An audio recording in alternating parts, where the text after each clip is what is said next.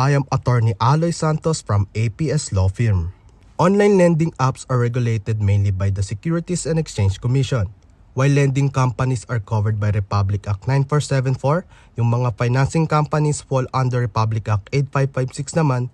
Since digital sila, kailangan din nilang sumunod sa Data Privacy Act na Republic Act 10173 at Cybercrime Prevention Act na Republic Act 10175.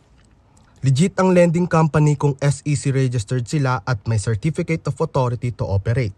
Dapat malinaw din ng terms nila such as the interest rate, fees, penalties at due dates. Kapag walang SEC registration or authority, red flag na agad iyon. Ang harassment and threats ay hindi pinapayagan kahit may utang ang borrower.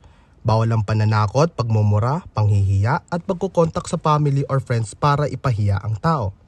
Posible itong pumasok sa violation ng Data Privacy Act, Revised Penal Code na threats coercion, at cybercrime law kung online ang harassment. Pwedeng magreklamo sa Security and Exchange Commission kung abusive ang lender or questionable ang registration. Sa National Privacy Commission naman kung ginagamit ang contacts, personal data, and pwede ring mag-file ng criminal complaint kung may threats or harassment. Nagiging illegal na ang debt collection kapag sobra na.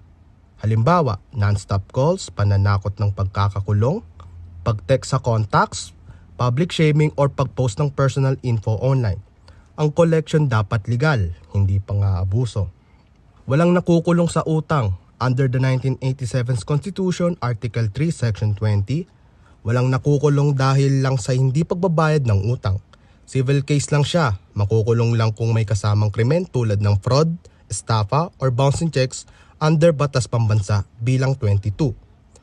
In short, may karapatan ang lender maningil pero hindi sila pwedeng manakot o manghiya.